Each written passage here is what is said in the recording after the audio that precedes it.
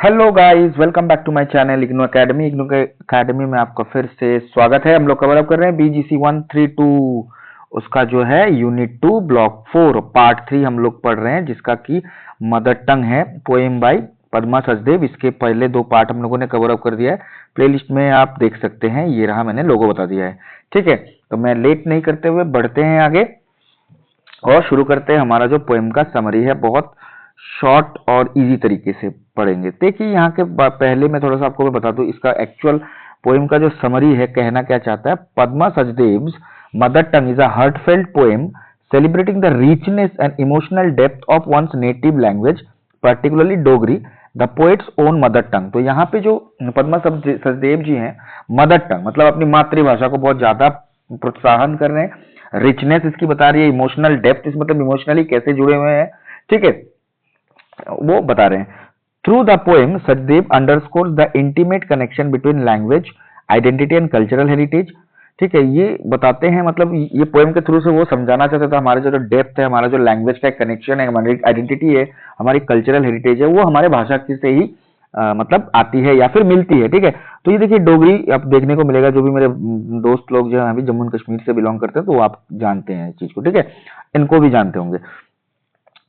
ठीक है, तो she portrays the mother tongue as a living entity imbued with the essence of one's roots, capable of evoking deep emotions and nurturing personal common and communal bonds।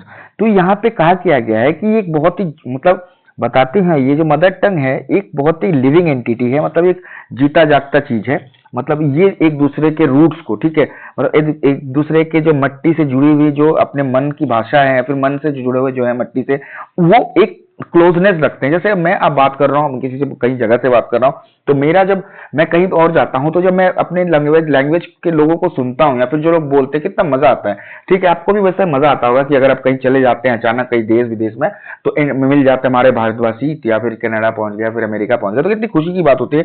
हमारे roots, हमारे culture, ये चीज होते हैं, हमारे बॉन्ड्स बढ़ते हैं। ठीक है, तो हम उस समय पे कोई चीज की फर्क नहीं करते कि कौन से कास्ट से बिलोंग करते हैं, तो हम बस अपने भाषा के हिसाब से बताते हैं। तो यहीं पे मदर टंग का एक खेल है। The poet emphasizes that while other languages can offer utility or prestige, they can never replicate the warmth and authenticity of one's native tongue। देखिए बहुत सारे लैंग्वेज आएंगे जाएंगे, ठीक है, बहुत सारी चीजें आपको लैंग्वेज के बारे में मजा आएगा, बहुत सारे लैंग्वेज सीखेंगे आप, पर जो नेटिव लैंग्वेज है उससे ज्यादा, नेटिव टंग है आपका जो बोलते हैं आप, उससे ज्यादा बेहतर और कुछ नहीं हो सकता। ठीक है, it is through the mother tongue that the poet feels most at home. तो मदर टंग से ये पता चलता है कि आप अपने घर में हैं। Finding comfort, belonging and self expression. तो ये लाइन बताने की मुझे जरूरत नहीं है। Sachdev's poem is a tribute to linguistic diversity and a reminder of the importance of preserving and cherishing native languages amidst the pressure of globalization and linguistic homogenization। ठीक है, सॉरी, ठीक है। तो सचदेव जी मतलब कहते हैं कि देखिए ये ट्रिब्यूट है लिंग्विस्टिक डाइवर्सिटी के लिए, मेरी जो मदर टंग की कविता है। ठीक है, उसके बाद बोलते हैं कि ये इंपॉर्टेंस बताती है कैसे हम अपने इसको प्रिजर्व करते हैं नेटिव लैंग्वेज को। ठीक है, उसके बाद में जो हजारों प्रेशर आती हैं, बहुत सारे लिंग्विस्टिक चीजें आ रही हैं, बहुत सारे ग्लोबलाइजेशन के कारण से लैंग्वेज में चेंजेस हो रहे हैं जगह पे। तो इन चीज के अलावा भी हमें सबसे ज्यादा प्रायोरिटी किसे देनी है, किसे ज्यादा इंपॉर्टेंस देनी है हमारे मदर टंग को। The work resonates universally, encouraging readers to reconnect with their cultural and linguistic origins। तो बोलते हैं कि जो भी पढ़ रहे हैं या फिर पढ़ते हैं आप लोग, कहीं पे भी चाहे कहीं पे भी चले जाएं, जो भी पढ़ रहे हो, तो आपके नेटिव लैंग्वेज को ना भूलें, अपने कल्चर को न भूलें, अपने लिंग्विस्टिक ओरिजिन्स को ना भूलें। ठीक है, ना भूलते हुए अपने भाषा को महत्व दें, नेटिव लैंग्वेज को महत्व दें। ठीक है, तो यही कहा गया, यहाँ पे ज्यादा कुछ नहीं। आशा है कि समझ में आ गया होगा आपको। बढ़ते हैं अब लाइन टू लाइन एक्सप्लेनेशन हम लोग देख लेंगे। वीडियो थोड़ी सी बड़ी होने वाली है, तो इसमें कोई घबराने वाली बात नहीं है। तो अगर आपको स्क्रीनशॉट लेना है तो ले सकते हैं, कोई दिक्कत वाली बात नहीं। ठीक है, देखिए यहाँ पे पोएम मैंने बता दिया है। देखिए जो भी मेरे कश्मीर के भाई बहन है वो आप लोग जानते हैं। देखिए ये कितना अच्छा सा ब्यूटीफुल सा डांस है, एक फोक सॉन्ग है। तो आप लोग बता दीजिएगा मुझे कमेंट में क्या नाम है इस फोक सॉन्ग का। ठीक है, जो भी मेरे भाई, मेरे दोस्त, मेरे चाहने वाले जो भी है, मेरे मतलब फैमिली मेंबर्स की, आप ही लोग मेरे फैमिली मेंबर्स हो, तो जो भी मेरे फैमिली मेंबर्स है प्लीज बता दीजिए कमेंट करके इस डांस को क्या कहते हैं। ठीक है, तो देखिए ये मैं पोएम पढ़ूंगा नहीं, आप लोग पोएम पढ़ लीजिएगा। आई approach the stem swinging on a red, क्योंकि मैं इसके बाद पढ़ने वाला हूं, आप देख लीजिए। ठीक है, पोएम, ये पोएम लिखा होगा आपके बुक में भी है। ठीक है, चलते हैं आगे, चलिए। देखिए अब लाइन टू लाइन एक्सप्लेनेशन हम लोग देख लेंगे एक बार, क्योंकि बेसिक समरी हमको मालूम है पोएम की। अब देखेंगे लाइन टू लाइन में क्या कहा गया है, तो इसमें आपको आंसर लिखने में रिलेशन मजा आएगा। देखिए, I approach the stem swinging on, हाँ, I approach the stem swinging on a reed and asked him to give me a quill. The speaker addresses a reed, personifying it and requests it to provide a quill, an essential tool for writing। तो मतलब देखिए read क्या होता है, एक पेड़ होता है, ठीक है, या फिर जो जिसमें हम लोग एक पेड़ होता है जिसके छाल से हम लोग लिखते हैं। तो यहाँ पे रीड को पर्सोनिफाई किया गया, मतलब आदमी का रूप दिया गया है, वास्तव में ये है नहीं। तो ये कहा गया कि मुझे रिक्वेस्ट करते हैं कि मुझे क्विल दीजिए। क्विल मतलब क्या होता है, एक छाल दीजिए जिसमें मैं लिख सकूं, ठीक है। Irritated he said, I gave you one the only the other day a new one, what you have done with it।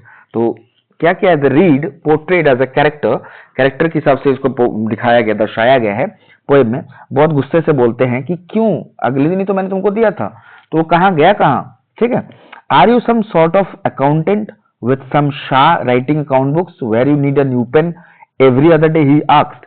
The reed sarcastically suggests that the speaker must be an accountant working for a wealthy ruler, a Shah using quills so frequently to maintain the account. तो वो कहता है कि इतना तुमको क्यों चाहिए भाई, क्यों, कहा क्यों, क्या कर रहे हो आप, कर क्या रहे हो इतना, या आप तो कहीं किसी शाह, मतलब जो भी, मतलब जो होता है जो हाई लेवल के लोग होते हैं ना, राजा महाराजा, तो ऐसे शाह मतलब वही होता है शहनशाह, मतलब है ना, तो मतलब नाम में दम है, तो समझ लो राजा टाइप का आदमी।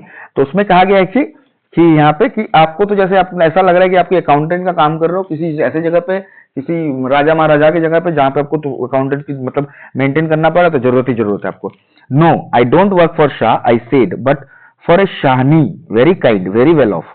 तो बोल रहे कि नहीं, the speaker clarifies that they do not serve a shah, a king, but instead serve a Shahni, a queen like figure who is kind and wealthy. तो बोलते कि नहीं, मैं किसी शाह के लिए काम नहीं कर रही हूँ, हाँ, पर मैं शाहनी के लिए काम कर रही हूँ, जिसको हम लोग क्वीन के नाम से भी सोच सकते हैं।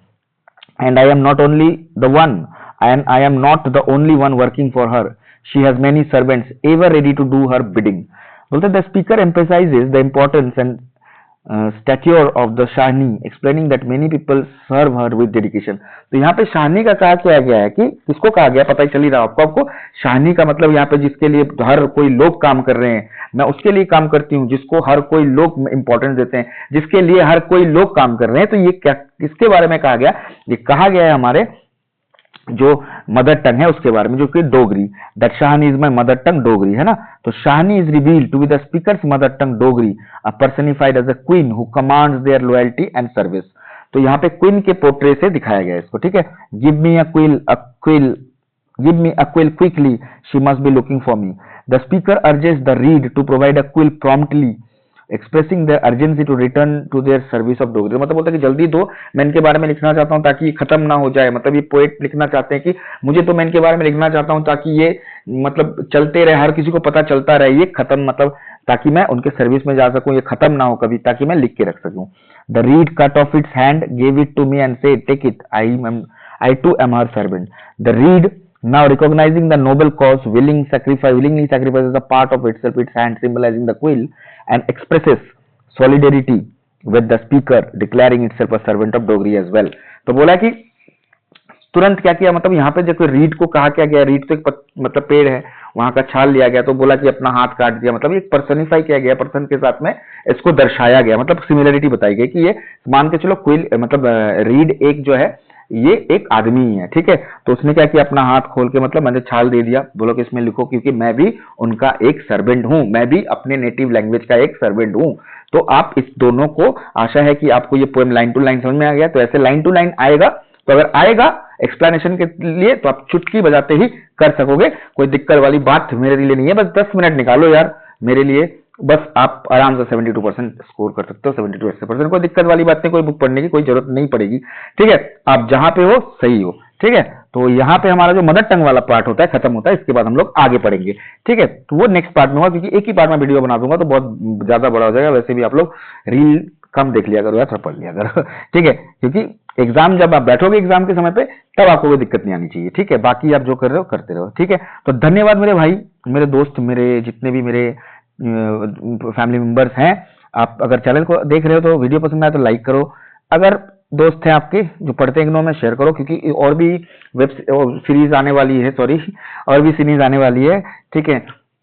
और मैं छोटे छोटे शॉर्ट टॉपिक जो भी है, ट्रिक्स एंड टिप्स जो होता है, ग्रामर रिलेटेड होता है, वो मैं इस वाले पेज में देता हूँ। इग्नो के जो पेज है, फेसबुक पेज, ये देख सकते हो, इग्नो अकेडमी, उसमें लोगो लगा होगा, आप कर सकते हैं उसमें, ठीक है, लाइक कर सकते हो, उसमें ज्वाइन हो सकते हैं। और मेरे से पर्सनली आपको ज्वाइन होना है तो ये मेरा फेसबुक आईडी है, तो आप यहाँ पे मेरे को फॉलो कर सकते हैं और मेरे से जुड़ सकते हैं, कोई भी सवाल का आसानी से जवाब पूछ सकते हैं। सब्सक्राइब जरूर कर लीजिएगा जो सब्सक्राइब नहीं किए हैं मेरे भाई मेरे दोस्त। थैंक यू, जय हिंद, मिलते हैं अगले पार्ट के वीडियो में।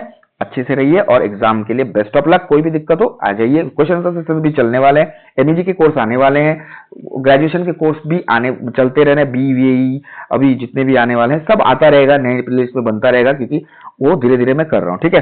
होप आपको वीडियो पसंद आया होगा, और पसंद आया होगा तो प्लीज लाइक शेयर सब्सक्राइब जरूर करके जाना है, और लव यू।